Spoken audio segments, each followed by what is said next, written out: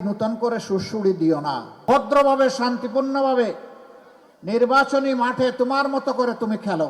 কোন কোন জায়গায় দিশেহারা কেউ কেউ জনগণের বুটে প্রত্যাখ্যাত এবং পরাজিত হওয়ার ভয়ে আমাদের 11 দলের পক্ষে যে সমস্ত মা বোনেরা নির্বাচনী ক্যাম্পেইনে যাচ্ছেন তাদের সাথে অমানবিক আচরণ করছে,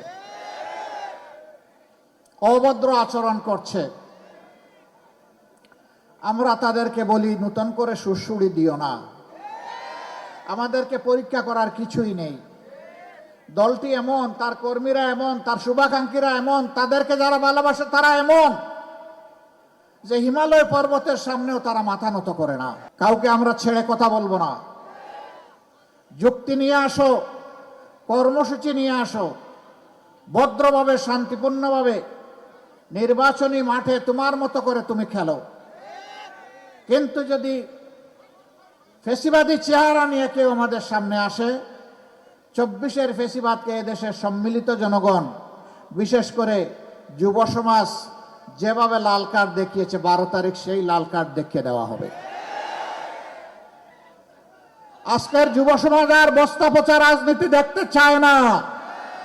54 বছর যেই রাজনীতি বাংলাদেশকে অন্ধকার গলিতে ঢুকিয়ে দিয়েছে, কোন কোন রাষ্ট্রের তাবেদারে পরিণত করেছে, আমাদের যুব সমাজ চিৎকার দিয়ে বলেছে আমরা ওই বাংলাদেশ আর দেখতে চাই না।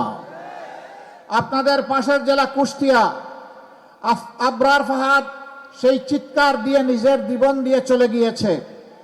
তার রক্ত এই দেশবাসীর কাছে আমানত, তার লাশ এই দেশবাসীর ঘাড়ে।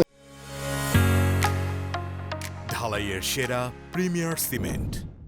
এরা জনগণের সম্পদ চুরি করেছে, লুটপাট করেছে, বিদেশে পাচার করেছে, বেগমপাড়া করেছে, নিজেদের জন্য সিঙ্গাপুর এবং কানাডা বানিয়েছে, আর বাংলাদেশকে সমুদ্রের তলে ঢুকিয়ে দিয়েছে। আমরা ওই সমুদ্রের তলা থেকে বাংলাদেশকে টেনে উঠাতে চাই। আমরা আশাবাদী, ইনশাআল্লাহ আমরা পারবো। আমরা আশাবাদী, আমাদের যুবকরা আমাদের পাশে থাকলে আমরা পারবো। আমরা আশাবাদী, আপামর জনগণের দোয়া ভালোবাসা থাকলে আমরা পারবো। কেন আমরা পারবো? ইনশাআল্লাহ আমরা এই কারণে পারবো যে আমরা যদি এ দেশ পরিচালনার সুযোগ পাই, আমরা এদেশের মালিক বনতে চাইব না। আমরা ইনশাআল্লাহ এদেশের সেবক হব। আমরা কথা দিচ্ছি, আমাদের কোনো জনপ্রতিনিধির সম্পদ লাফিয়ে লাফিয়ে বাড়বে না। আমরা বাড়তে দেব না। আমরা বলবো, যারা নিজেরটা উজাড় করে দেশবাসীর সেবা করার সাহস রাখো, তোমরাই শুধু আসো, আর কারো আসার দরকার নাই।